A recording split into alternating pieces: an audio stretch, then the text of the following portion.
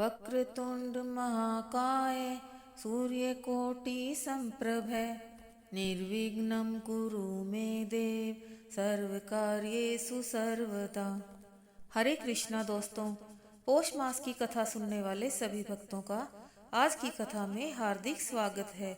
भगवान सूर्य नारायण की कृपा सदैव ही आप सभी पर और आपके समस्त परिवारजनों पर बनी रहे। तो आइए आगे जानते हैं सूर्य के प्रकाश से किस तरह मनुष्य शरीर चिकित्सा करता है। क्या है इसका इतिहास। भारतवासी तो आदिकाल से सूर्य प्रकाश की स्वास्थ्यवर्धक एवं रोगनाशक शक्ति को जानते आ रहे हैं, जिसका प्रमाण उनके आदि ग्रंथों से प्राप्त होता है। इसका वर्णन श्रीमद् भागवत में भी है। भगवान सूर्य की रोचमाना दीप्ति अर्थात सुंदर प्रभा शरीर के मध्य में मुख्य प्राण रूप होकर रहता है। इसी से सिद्ध है कि शरीर का स्वस्थ एवं दीर्घजीवी होना भगवान सूर्य की कृपा पर निर्भर है। जब आदित्य प्रकाशमान होता है तब वह समस्त प्राणों को अपनी किरणों में रखता है। प्रातः काल की नीलोत्तर सूर्य किरणों में अस्वस्थता का नाश करने की जो अद्भुत शक्ति है, वह दोपहर या सायंकाल की किरणों में नहीं होती। वेद भगवान कहते हैं कि प्रातः काल की आदित्य किरणों, जो कि नीलोत्तर किरणें होती हैं, अनेक व्याधियों का नाश होता है। सूर्य रश्मियों में विष दूर करने की अपूर्व शक्ति है। सूर्य की किरणें शरीर से स्वेद प्रवाहित करती हैं और सभी रोगों का नाश करती हैं। वे शरीर से चर्बी को छांटकर शक्ति और आनंद प्रदान करती हैं। सूर्य रश्मियां दाद कष्ट पूर्ण दाने, कोढ़, जल, शोथ, ज्वर, अतिसार तथा उदर शूल रोगों को नष्ट कर देती हैं। इसमें किंचित भी संदेह नहीं है। सूर्य रश्मियों के दैनिक प्रयोग से मनुष्य कफ, पित्त एवं वायु के दोष से उत्पन्न सभी रोगों से मुक्त होकर 100 वर्ष पर्यंत जीवित रह सकता है। सूर्य ही स्थावर जंगम की आत्मा है। एक श्लोक के अनुसार 13 हृदय रोग और पोलक रोग सूर्य किरणों के साथ संबंध करने से चला जाएगा। द्वापर युग में भगवान कृष्ण के पुत्र शाम को कुष्ठ रोग हो गया था। वह सूर्य उपासना से ही दूर हुआ था। तब सांब ने सूर्य की महिमा और उपासना संबंधी एक पुराण की रचना की थी, जो सांब पुराण के नाम से प्रसिद्ध है। प्लेनी का कथन है कि रोम में 600 वर्षों तक कोई चिकित्सक ही नहीं था और रोम निवासी चिकित्सक का काम केवल सूर्य रश्मियों से ही लेते थे। इंग्लैंड के सेंट लूकस अस्पताल के चर्म रोग चिकित्सालय के प्रमुख डॉक्टर वेपर्ड लाग एमडी ने 2 जुलाई 1932 में स्कीयर नामक पत्र के एक अंक में एक लेख निकाला है। उसमें वे लिखते हैं, लोगों की यह धारणा है कि सूर्य रश्मि में शरीर को अनावृत रखने से जो लाभ प्राप्त होते हैं, यह हाल का अन्वेषण है। पर सच बात यह है कि प्राचीन काल में भी लोग सूर्य प्रकाश चिकित्सा के अनभिज्ञ न थे और प्राचीन महापुरुषों के लेखों से और आधुनिक पुरातत्व संबंधी खुदाई से यह बात सिद्ध हो जाती है। यूनानी लोग धूप स्नान अपने भवनों की अट्टालिकाओं में लेट कर करते थे। यूनानी देवता के मंदिर के पास खुदाई से एक लंबा छन्न पथ मिला है, जो रोगियों के कमरे से लगाया हुआ है और जहां रोगी धूप स्नान करते थे। वहां के खंडहरों से यह भली भांति ज्ञात होता है कि प्रत्येक रोमन भवन में धूप स्नान गृह होता था। ईसा से 400-500 वर्ष पूर्व हिप्पोक्रेटिस, जिसको प्राकृतिक चिकित्सा प्रणाली का जनक कहते हैं, अपने रोगियों को नियमित रूप से सूर्य स्नान करवाता था। मिस्र का सम्राट फिरौन द्वितीय धूप स्नान का बड़ा प्रेमी था। एक अंग्रेजी कहावत है, जिस मकान में सूर्य प्रकाश का प्रवेश नहीं होता, डॉक्टर का प्रवेश होता है। इस कहावत में बहुत कुछ तथ्य है, क्योंकि रोग के कीटाणु अंधकार में ही वृद्धि पाते हैं और प्रकाश उनके लिए काल है। अतः जिस स्थल पर सूर्य की किरणें बरसती हैं, वहां रोग टिक ही नहीं सकते। पौधों के लिए ही सौर किरण विकर्ण नितांत प्रयोजनीय नहीं है, बल्कि जीव जीवन के लिए भी उसकी सर्वप्रथम जरूरत है। विज्ञान से यह बात सिद्ध हो चुकी है कि सूर्य किरणों के अभाव में कोई भी प्राणी पनप नहीं सकता। संसार के जिस भाग में प्रकृति की यह देन बरस रही है उसे बड़ा भाग्यवान समझना चाहिए। नदियों और जलाशयों के जल सूर्य प्रकाश के प्रताप से ही शुद्ध, स्वच्छ और निर्मल रहते हैं, परंतु यह सब कुछ होते हुए भी जिन्हें सूर्य की विपुल शक्ति का पता नहीं है, वे उसके लाभ से ही वंचित रहते हैं। सूर्य प्रकाश से शरीर में प्राणों का संचार होता है, जिसकी जरूरत हमें सदैव रहती है। इसलिए हमें सोने, बैठने, रहने तथा भोजन करने के स्थान को खूब हवादार और प्रकाशमय रखना चाहिए। घर इस प्रकार बनाना चाहिए जिसमें सूर्य किरणों का प्रकाश बहुत ही हो। उत्तम स्वास्थ्य की जिज्ञासा रखने वालों को कभी कभी नंगे बदन धूप में टहलना या बैठना चाहिए। इससे न केवल स्वास्थ्य सुधरेगा, बल्कि नैसर्गिक सौंदर्य वृद्धि भी जरूर होगी। शरीर चर्म के लिए सूर्य रश्मियां टॉनिक का काम करती हैं। सूर्य किरणों में स्नान करने वाले बच्चे बलि, पुष्ट और निरोग होते हैं। सूर्य की किरणें सबसे अधिक प्रभावशाली विषघन हैं। ये किरणें दुर्गंधित तथा गंदगी को दूर करने में अपनी बराबरी नहीं रखती। सूर्य प्रकाश द्वारा स्वास्थ्य प्राप्त करने के लिए यह जरूरी नहीं है कि हर समय धूप में ही रहा जाए। प्रतिदिन प्रातःकाल कम से कम 10-12 मिनट नंगे बदन सूर्य प्रकाश लेना जरूरी है। सिर और आँखों को धूप से बचाए रखना चाहिए तथा धूप स्नान के बाद जल से स्नान करना जरूरी है। शरीर को तंग कपड़ों से कभी भी नहीं जकड़ना चाहिए, बल्कि इसके बदले स्वच्छ, हवादार एवं ढीला ढाला वस्त्र पहनना चाहिए, जिसमें सूर्य की किरणें शरीर की त्वचा तक पहुंचकर लाभ पहुंचा सके। भोजन शास्त्री जब गरीबों के लिए भोजन व्यवस्था करने लगते हैं तो कभी कभी चक्कर में पड़ जाते हैं कि विटामिन डी वाले कौन से खाद्य पदार्थ उनके भोजन में शामिल किए जाएं। दूध, मक्खन, क्रीम आदि विटामिन डी वाले पदार्थों के आगे उनकी नजर जाती ही नहीं, पर यह काम बिना मूल्य की धूप से पूरे तौर से लिया जा सकता है।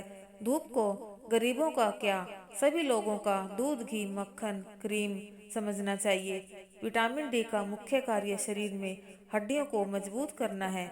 इसकी सहायता के बिना हड्डियां बन ही नहीं सकती। जो स्त्रियां और बच्चे धूप सेवन के आदी नहीं हैं, उनकी हड्डियां मजबूत नहीं हो पाती, वे नरम और लचीली रह जाती हैं। ऐसी स्त्रियों से जो बच्चे पैदा होते हैं वे बहुधा सूखा रोग से मर जाया करते हैं। ऐसी स्त्रियों में वह द्रव्य भी जो हड्डी बनाने के काम आता है, कमजोरी की वजह से शरीर के बाहर निकल जाता है।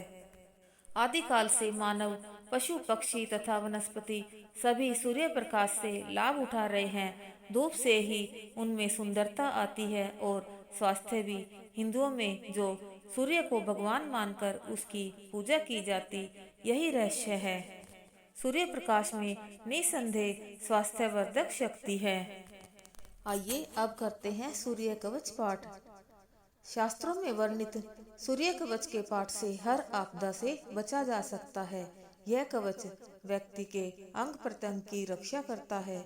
यह कवच संपूर्ण रूप से सौभाग्य और दिव्यता प्रदान करता है, यश और पराक्रम देता है। अपने शुद्ध दाएं हाथ में आचमनी में जल भर कर लें। बाएं हाथ से दाएं भुजा को स्पर्श करते हुए मंत्र बोलें। इस श्री सूर्य कवच के ऋषि ब्रह्मा हैं, छंद अनुष्टुप हैं एवं श्री सूर्य देवता हैं। आरोग्य एवं विजय की प्राप्ति हेतु मैं पुत्र श्री पौत्र श्री गोत्र में जन्मा हुआ श्री सूर्य कवच के पाठ के निमित्त स्वयं को नियोजित करता हूँ। ऐसा कहकर आचमनी के जल को हाथ को सीधा अर्थात ऊपर की ओर रखते हुए ही 3 बार थोड़ा थोड़ा करके पृथ्वी पर छोड़ दें। उसके बाद श्री सूर्य कवच का अपने अभिष्ट अंगों को स्पर्श करते हुए जाप करें। याज्ञवल्क्य जी बोले, हे मुनिश्रेष्ठ, सूर्य के शुभ कवच को सुनो। जो शरीर को आरोग्य देने वाला है तथा संपूर्ण दिव्य सौभाग्य को देने वाला है। चमकते हुए मुकुट वाले, डोलते हुए मकराकृत कुंडल वाले 1000 किरण सूर्य को ध्यान करके यह स्तोत्र प्रारंभ करें। मेरे सिर की रक्षा भास्कर करें, अपरिमित कांति वाले ललाट की रक्षा करें, नेत्र की रक्षा दीनमणि करें तथा कान की रक्षा दिन के ईश्वर करें। मेरे नाक की रक्षा धर्मघृणी, मुख की रक्षा देव वंदित, जीवा की रक्षा मानद तथा कंठ की रक्षा देव वंदित करें। सूर्य रक्षात्मक इस स्तोत्र को भोजपत्र में लिखकर जो हाथ में धारण करता है तो संपूर्ण सिद्धियां उसके वश में होती हैं। स्नान करके जो कोई स्वच्छ चित्त से कवच पाठ करता है वह रोग से मुक्त हो जाता है, दीर्घायु होता है, सुख तथा यश प्राप्त होता है। शुद्ध सूती अथवा ऊनी आसन पर पूर्वाभिमुख होकर प्रातःकाल इस कवच का प्रतिदिन कम से कम एक बार जाप अवश्य करना चाहिए। आइए अब करते हैं श्री सूर्य चालीसा। श्री गणपति पद कमल में है, प्रेम सहित धरि ध्यान, सूरज चालीसा कहूँ द्रवोदया करियान। जयति सूर्य नारायण स्वामी, करहु कृपा प्रभु अंतर्यामी। अगन कांति धर गगन बिहारी, अनुपम ज्योति कला छवि न्यारी। युग सहस्त्र योजन तनु राजे, माथे कनक मुकुट मणि साजे। कुंडल कलित कपोलन सोहे, सोलखी तेज तेज पति मोहे। श्वेत वर्ण षटदश है नाधे, अरुण सारथी रजु कर साधे। 9 लख योजन रथ चौड़ाई, 136 लक्ष लंबाई। रत्न जड़ित रथ पर प्रभु राजति, लखी गति सहस चंचला लाजति। 9 करोड़ 51 लाखा, परिकरमा रवि की श्रुति भाका। अगणित दैत्य नित्य संहारहि, जग भक्तन कर कष्ट निवारहि। उदय होत निशि कह तम भाजे, तब सतयुग कर डंका बाजे। कह शिव संशय करे न कोई, सत्य वचन मम मृषा न होई। जग हित लागी प्रेम रस बानी, मुनि हस गोरी हृदय हर्षानी। धन धन सूरज अघनाशी, दीन दया निधि मंगल राशि। महा अघिन कह तारण वाले, नारद शाप निवारण वाले। सतराजित के मान रखैया, मणिते स्वर्ण मेह बरशैया। प्रात रूप धारे चतुरानन, राजे विष्णु रूप मध्यानन। शंभु रूप धरि साय काला, त्रिभुवन माहि करे प्रतिपाला। वर्ष बीच पुनि 12 जामा, धरि भक्तन कर पूजहि कामा। षट ऋतु दीन तिथि वर्ष महीना, पलक मुहूर्त तुम्हें आधीना। खग मृग जीव जंतु नर नारी, घन गर्जन नभ वर्षत बारी। वृक्ष लतादिक प्रभु तव जानत, फूलत फरत झरत पुनि जामत। चंद्रादिक नव ग्रह नभ तारे, ये सब तुम हरि नाथ सहारे। धन्य सूर्य नारायण स्वामी, दिव्य दृष्टि दे अंतर्यामी। करूँ वेगी अब पूर्ण आशा, होई हृदय मन ज्ञान प्रकाशा। जो यह चरित सूर्य को गावे, सब सुख भोग परम पद पावे। नमत राम सुंदर प्रभु दासा, लग परियागा श्रम दुर्वासा। रवि चालीसा प्रेम युत पाठ करे धरि ध्यान। सुख संपत्ति आयु बढ़े होई सदा कल्याण। आइए अब करते हैं भगवान सूर्य जी की आरती। जय कश्यप नंदन स्वामी जय अदिति नंदन, त्रिभुवन तिमिर निकंदन भक्त हृदय वंदन। ओम जय कश्यप नंदन। सप्त अश्वरथ राजित एक चक्रधारी, स्वामी एक चक्रधारी। दुखहारी सुखकारी मानस मलहारी। ओम जय कश्यप नंदन। सुर मुनि भूसर वंदित विमल विभवशाली, स्वामी विमल विभवशाली। अग दल दलन दिवाकर दिव्य किरण माली। ओम जय कश्यप नंदन। सकल सुकर्म प्रसविता सविता शुभकारी, स्वामी सविता शुभकारी। विश्व विमोचन मोचन भवभंजन भारी। ओम जय कश्यप नंदन।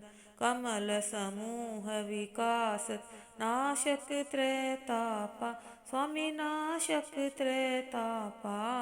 सेवत सहज हरत अति मन सिज संतापा। ओम जय कश्यप नंदन। नेत्र व्याधि हर सुरवर भूपीड़ाहारी, स्वामी भूपीड़ाहारी। दृष्टि विमोचन संतन परहित व्रतधारी। ओम जय कश्यप नंदन। सूर्य देव करुणा कर अब करुणा कीजे, स्वामी अब करुणा कीजे। हर अज्ञान मोह कर तत्व ज्ञान दीजे। ओम जय कश्यप नंदन। ओम जय कश्यप नंदन।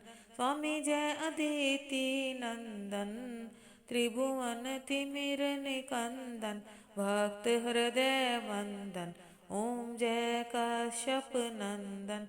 ओम जय कश्यप नंदन। बोलिए सूर्यदेव भगवान की जय।